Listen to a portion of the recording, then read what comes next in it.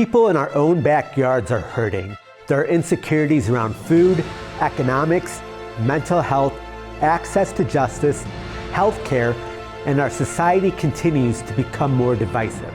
But there is hope. Right here in Chicagoland, there are people and organizations who are on the front lines working to bring about positive and transformative change.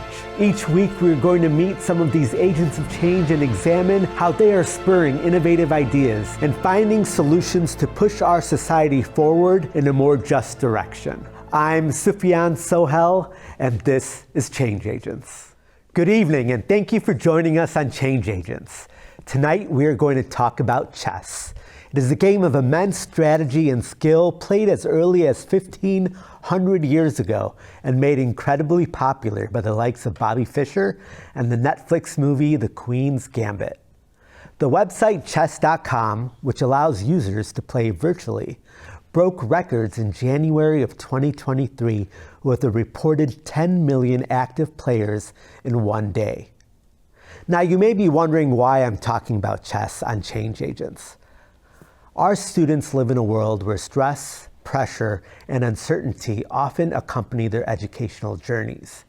Many of our students also face economic uncertainty, food insecurity, houselessness, family issues, racism, violence, and several other issues which may contribute to low grades, low focus and concentration, decreased self-confidence, a low sense of self-worth, and so many other issues. Our first guest tonight used to manage millions of dollars in financial assets. He also volunteered as a wrestling coach at Morgan Park High School in Chicago's South Side. After witnessing several students lose their lives to violence, he decided to change his own outlook in life and shift his purpose to empowering our youth. His vehicle for change? Chess. I am so pleased to welcome the founder and executive director of A Step Ahead Chess, Coach Shawn Sorsby. Thank you. Thank you so much for the intro, and thank you for having me. Well, thank you for joining me tonight. It's such a pleasure having you here tonight. Coach, may I call you Coach Sorsby? For sure, yeah. You know, I read your bio and I've been reading a lot about, I think there was a Chicago Reader article which highlighted you and the organization, which was great. I think me and our viewers are interested in what problem do you see in our communities that you left the financial industry to address? Yeah. So I mean, like a lot of folks out there had an idea of going to school, making a ton of money, giving back one day. And what I learned is that my time was just way more valuable. I never went to school to be an educator, so it's kind of weird how things kind of turned out. But I started teaching math after I was the coach. So I did wrestling coach in my old high school. I was like, wow, I'm kind of good with kids. And ended up teaching math. And at every school I would teach in, whether it be in Chicago, whether it be in Harlem, New York, where I've taught, in the Bahamas, I've always saw that students need to connect outside the classroom. Right, so I mean, being like in college, we've all learned that, right? That you learn so much outside. So I would start these clubs just to connect with kids outside the class, and what we saw was that not only were their math scores increasing, their reading comprehension, all right, but also social and emotionally, their confidence, right? It was just all around. And I'm like, wow, and they're doing all of this while they're playing a game. So this is happening while you're having fun, which is the big thing about it, is that we want to do joy-based learning, right? We want kids to have fun, learning new things, and then just being able to take those things and translate them over to what they can do in life. I love that. Talk a little bit about the violence you witnessed with your students while you were a coach, a wrestling coach, and the impact that may have had on your life. Yeah, I mean, it's a serious thing, right? So I mean, I grew up Southside Chicago, grew up in the 80s, and it was pretty tough growing up. So we did see a lot of violence, shootings, gang violence, things like that. And to have that, like at my old school, where Morgan Park, we're very proud. Like, this is a school for, you know, prestigious black and brown kids that are, you know, out there doing their thing. And then you go back to your school and then you see, wow, you know, I've come away, but now I'm coming back and I'm seeing students are actually being impacted, but they don't even have a chance now. So that's my thing now, that imagine someone, having endless potential, but that being stopped short just because they didn't have a pathway that they could see when they were young.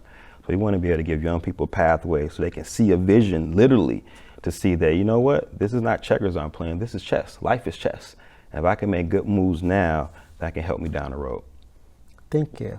And I hear that a lot from our guests, is that our students just need a chance. Our students need a chance, and we need to come together to find ways to support them and provide them these extra skills that they may need. What connected you with chess, and why was that the vehicle you chose to bring to the students? So, funny story about that. I didn't play chess growing up. Okay. I thought chess was for nerds. So how was that going to help me? I'm trying to, be a young man. And of course, like, grades are important, but being cool is also important.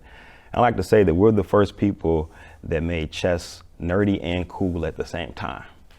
So you have these young people that are like, no, I'm part of this chess team, and we do cool things like take chess trips every year. We just took our students to New York City this past summer, where for 5 days we explored the city, Brooklyn Bridge, met to the Met Art Museum, took them all around the city. Then they competed in a chess tournament and actually won the tournament. Oh, that's awesome. So think about what that does for a young person that may have not even been outside of this city. Now they're going to New York and saying, well, if I can do it here, then I can do it anywhere. I mean, so many kids I've talked to haven't even left their neighborhoods, let alone other parts of the city. So that's so great. What would you say are some of the biggest takeaways that you've heard from the students? Yeah, exposure is a big thing, right? So while you're playing this game here, you're noticing, well, if I make these moves down the road, this can happen, right? So you have to be able to visualize where you're going. So if you've only been in your neighborhood and you haven't seen anything different, then you're not going to do anything different. But if we have young people that have exposure, right, we've taken our students to different companies where, for example, we took our students to Google. They went to Google in San Francisco, played chess with the Google staff. And again, it's like these bunch of nerds together, like, oh wow, this is cool. And I'm saying nerds in a positive light, because one of the things is that smart is cool, right? So part of this is changing the mindset of young people, where it's okay to be smart. It's okay to be in this thing. And when you're with a team of like-minded folks and families that are all supporting, coming together for that, you won't believe the things that, like, you can really do for young people. Did they beat the Googlers? Yes, they did. That's awesome. They did. They did. Yeah. So tell me about your organization. What made you found this organization, and what keeps it going? Yeah. So a step ahead, Chesswood, 501c3, we're a nonprofit organization, been around since 2013, and we work with students mainly in the age of 6 to 18. Although my son, who's only 5, he's been playing and competing in tournaments since he was 4. Wow. Right, and we really move with a mission of making smart and chess cool, with chess lessons on the board and life lessons off the board. Tell me about these life lessons off the board. Yeah, so if you may not know, but chess, it helps increase problem solving. So it's problem solving, critical thinking, making decisions, all of that while you're playing a game. Also things like being patient, right? Like if you're making a move and the student is frustrated, probably don't make the best moves. But if you stop and think ahead, then you actually make better choices, not only on the board, but also choices in your life as well. So it's just such a cool game where you can do all of these things, again, while you're having fun. Traditionally, I don't think school has been fun for a whole lot of people. It's actually very fear-based, I think, where if you do this, you get a bad grade or you go to the principal's office. Very fear-based, but we want to make learning joy-based. Right? So if I do this thing and I'm doing it with other people and having a good time, then I want to go to chess. Even though it's something that's hard to do, even though I may lose, we have a mantra that it's not a loss, it's a lesson. So instead of running from fear, you're actually running towards it. And you're doing it with a group of people all together that are all chanting that same thing. It's not a loss, it's a lesson. It's okay. So now it's healthy competition. It's so much that, like, you can do with this thing. It's really amazing. And it's building character. Well, they're learning how to lose with grace, and they're how to learn from those, and how to not repeat maybe a mistake they made in their play in the future. That's it. And how that can apply in their real world and okay. Exactly. Where are your students coming from? Are there specific neighborhoods they're coming from? Yeah, for sure. We have a lot of CPS schools, so from Chicago Public Schools. And what's really cool about one thing that we do is that through COVID, when everything shut down, we actually pivoted to a hybrid model. So now we have students that can log in from home or from school, and their kids from the south side and the west side and the north side, all playing together, all on the same team. Which I think is very unique, because if you look at a problem in Chicago, we're so segregated where it's like, well, I'm a Chicagoan, but if I'm on the south side, my life is not the same way as if I was on the north side, right? So now they're coming together to say, okay, we're all on one team, and we all got the same goal. So what's your model look like now? Is it still virtual, hybrid, or? It's a hybrid model. Okay. It's a hybrid model. So we have students we serve about 150 students weekly right now, but we do monthly tournaments in person. Okay. So we're competing against other students from all over Chicago. And then, for example, like the tournament I was telling you about this summer, when we traveled to New York, we had students mainly from Chicago, but also from places like San Diego, from Florida, from the Bahamas even, where I used to teach. We have students from there still. We went to New York with students that we had never even met before in person for the first time. You know, just all coming together as like one big family, you know. Yeah. And they're bonding over chess. Bonding over chess. So demographics around Chicago, very different neighborhoods, hybrid model, both online and in person.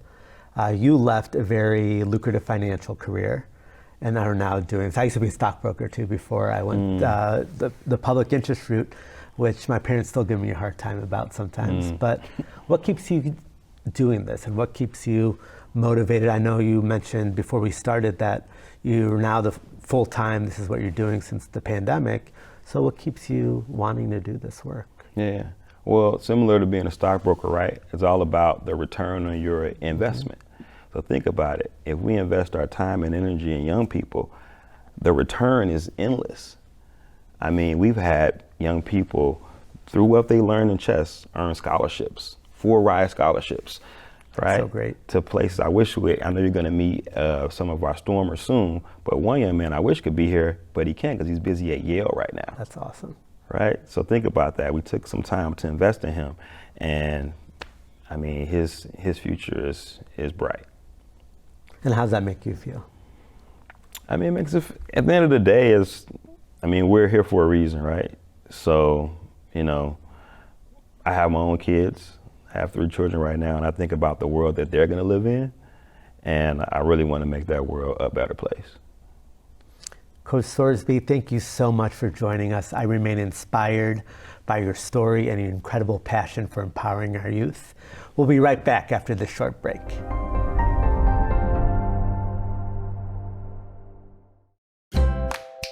Hi, I'm Bianca Cotton. On a new episode of Behind the Confident Smile, I'll be sitting in conversation with Yvonne Orr. I am being 100% truthful. People searching to find themselves, they don't know how to stand in their truth. Join the conversation Monday, January 29th at 7 p.m. on CAN-TV 19 and streaming on cantv.org and CAN-TV Plus app. Experience the power of community television.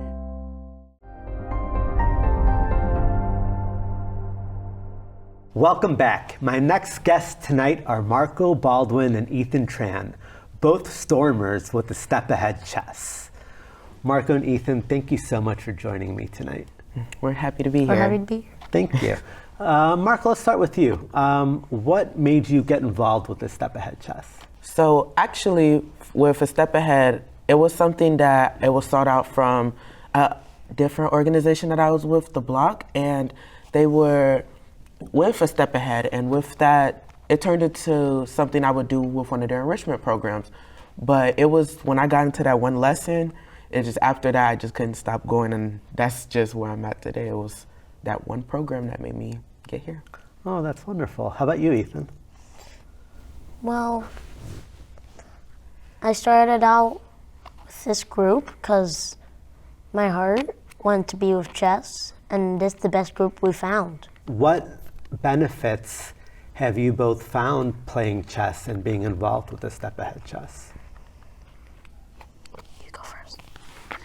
So the benefits that I saw with chess, really, it helped me a lot with my mind, because with a lot, we always hear about your physical well-being, but I think also with that, we also don't hear a lot about your mental well-being. And chess, to me, it really gave me a lot with critical thinking, and it helped me, you know, like just like if I felt any sort of like stress, I could just play a game of chess and don't have to worry about anything but chess. So I think a lot, chess, it really gave me something to look forward to, and it gave me something to do, which I liked. My benefits of chess was because I really like schoolwork. I want to get smarter. So I played chess so I could work on my mental health. Yeah, well said. And what's your favorite part about playing chess? My favorite part, it would have to be just being able to take everything away from it. And what I mean by that is, like I said before, I don't have to worry about anything when I'm playing chess besides chess. So when I sit down at a board or when I'm playing online on chess.com, I know that I don't have to think about school, I don't have to think about chores, I don't have to think about homework. The only thing I have to worry about is playing at the chessboard. So for me, chess really, my favorite thing was just that I was able to set everything aside and focus at the game itself. I like that, so be really present while playing the board. Yes. Not what we're doing right now and being present playing the game. How about for you? My favorite part is when the game starts getting interesting, and I like when people start playing the best moves that are shown on the board. I like that too. Marco, you're a coach also. Yeah, I'm a coach. Tell me about that experience and what made you become a coach. So for me, when I started realizing that chess, it wasn't a hobby anymore for me, it started becoming a passion. And so with that passion, because I know that I want to just grow in chess. So for me, it was more so like I wanted to teach other people my passion. And I wanted to see if like they were be as interested in chess like me. So I really, with the whole coaching, it helped me because Coach Sorsby, he offered me because he saw how my dedication with being in chess, and he saw how active I was, and he was like, Marco, you know, I think you should try coaching. I'm really seeing your passion for chess. And I was like, that wasn't something I never thought of before. I always considered myself a student, just being a member playing chess, but I never thought of myself teaching chess. So when we got into that whole process of me becoming a chess coach, at the end of the progress, I really saw and I was like, wow, I actually can become a coach. I think I can teach people, because that was always my worry with being a coach, is that I wouldn't be able to teach people chess the way like I understand it. But I came to the conclusion that that was not the case. And what would you say is the best lesson you've learned from teaching and coaching others? The best lesson I learned, honestly, is that everybody's different. So the way that somebody might understand something, it may not be the same as someone else understands something. And to me, with that, I was able to understand and learn that when you're teaching somebody, you have to approach it differently than if you were teaching yourself or learning something yourself. Because when I'm learning with myself, I have a different approach than maybe how someone else goes. So with the whole process of teaching, I just realized that if someone's getting it differently than how someone else get it, you take that person to the side, bring them and see if you can teach them differently than how that other person learned it. So that's the biggest takeaway I got from that. Coach Sorsby was on just recently, right before you all, was talking about a trip to New York. Were you both able to make the trip to New York? Yes, we were. And what was that experience like? Great. We had a nightmare about walking. What was the nightmare about walking? We almost took like about 5,000 steps in New York. What was your favorite part about New York? My favorite part about New York, honestly, it was the Yankees game. You went to a Yankees game. Yep. Did they win? No, they lost. It was against their biggest rival, the Red Sox. What was your favorite part?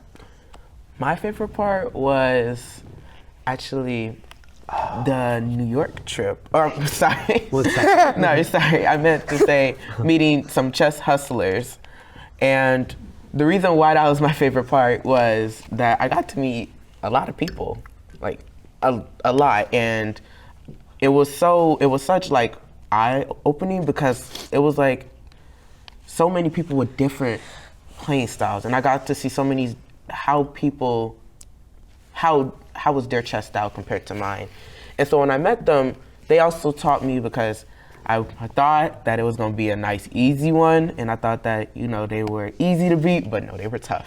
And a lot of them gave me very valuable lessons. And so that was my favorite part because I would just say that when I first started playing, I was used to, you know, winning. So when I got there and I got, you know, my L, I was like, what? I can't believe I lost to them. But then I ended up realizing that like they taught me valuable lessons about the game that I didn't know before because I wasn't able to have that experience. I love that. Thank you so much for sharing. And thank you for beating me in less than 12 minutes while we were playing, having this conversation. Good game.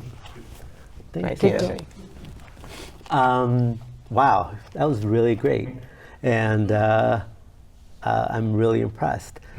So what I'm learning is, in playing you, you know, it's skills like patience and how easily it can be to be frustrated when your moves aren't going the right way that they are, and how losing is not always easy or fun.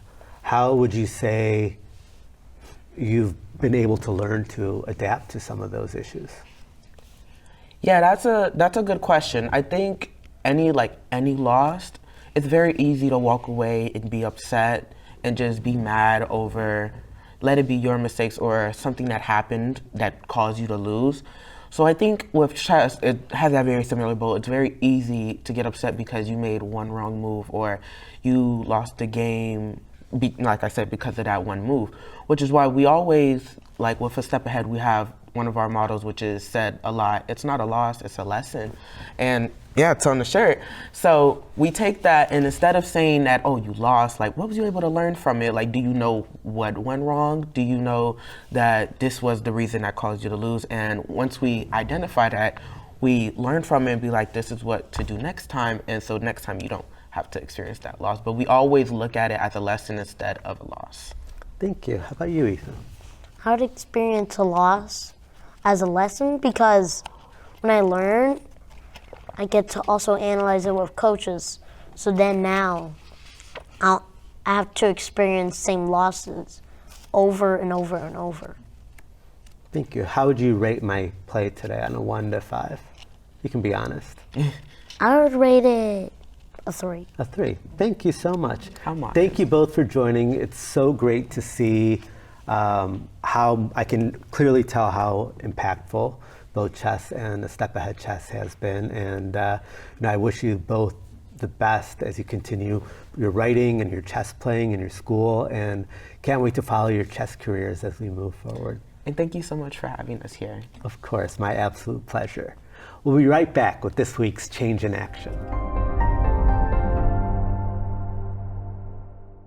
Hello, I'm Rich Robbins, inviting you to join me for the series Soft and Tender. Soft and Tender celebrates the resilience and emotional depth of Black fatherhood, offering a powerful narrative on family bonds and ongoing challenges faced by Black communities. I would love the conversation to go in a direction to where it reshapes the image that's been placed on Black fathers. Tune in on CAN TV, cable channel 19, or stream at cantv.org or the CAN TV Plus app. Experience the power of community television.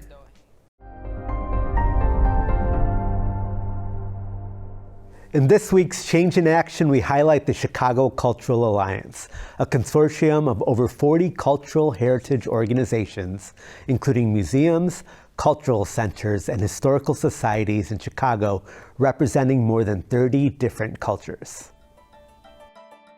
I'm Monica Felix, Executive Director of the Chicago Cultural Alliance. It's an alliance of 49 centers of cultural heritage that are spread throughout the Chicagoland area, museums, historical societies, institutes, and just an amazing array of cultural gems that most people don't know about. They're all trying to work on capital projects, improve their building, give tours, teach their language to the next generation. But over and over again, they find themselves fielding the same questions, the same challenges, and they thought, what if we brought them together to share their knowledge? These are organizations that are working with very small budgets. We're talking $500,000 per year or less for a number of our members. 70% of the member organizations of the Alliance are coming from marginalized communities, communities in Chicago's west and south side where they're underfunded, underrepresented. But they do amazing things, truly impressive work, and a lot of that is through that resource and knowledge sharing that happens within this community that we've created. Our city has seen a number of divisions over the years. And so one of our main goals is to inspire people to just move beyond their comfort zone, and sometimes that means leaving your own neighborhood. There's so much to do in the Loop, but the message that I preach is that there's even more beyond the Loop. And it's not always a big skyscraper, some exciting restaurant experience. Sometimes it's about checking out one of the amazing but underrepresented communities that you see there, the cultural treasures that they want to share, the story that they want to share about their own community's immigration experience, and then go to a restaurant afterwards. Most of these places have both a permanent exhibit that shows the immigration experience of their community, and then temporary exhibits. Maybe it's an exhibit that they have on loan. It's not just about moving through a museum with breakable objects and difficult to read placards. They'll have activations. And that's what I love about them, is it's not just about archiving history and creating a set image that's difficult to approach. They're about living, breathing culture. The way that you can contact the Chicago Cultural Alliance is to, first of all, visit our website, so that's chicagoculturalalliance.org. Beyond that, though, I would definitely encourage people to volunteer, and we have a number of internship opportunities as well. If someone else would like to be part of that work, we welcome you. Please send in your application. That can be done also through the website. Thank you, Chicago Cultural Alliance, for creating and promoting a more diverse and inclusive Chicago. Thank you also to my guests, Coach Sorsby, Marco, and Ethan, for sharing with us your stories and the positive impact that chess has had on your lives and the lives of your communities. As we learned today, playing chess can help students academically. Chess teaches a variety of skills, including visualization, critical thinking, and problem solving. Students can then use those skills in their classes and throughout their lives, strengthening their character, improving their outlook on school, and increasing their self-confidence and sense of self-worth. Nelson Mandela said that education is the most powerful weapon which can use to change the world. I applaud Coach Sorsby and A Step Ahead Chess for teaching our youth such a fun game, but also invaluable skills to prepare them for tomorrow. We can all take a lesson from tonight's episode. What are we each learning so that we can bring positive change to our world and communities? What skills are we sharing with our children so that they are ready for their future? My friends, like my guests this evening, we can all be change agents. Let us all be change agents. Thank you for joining us, and I wish you a wonderful evening. I'll see you next week.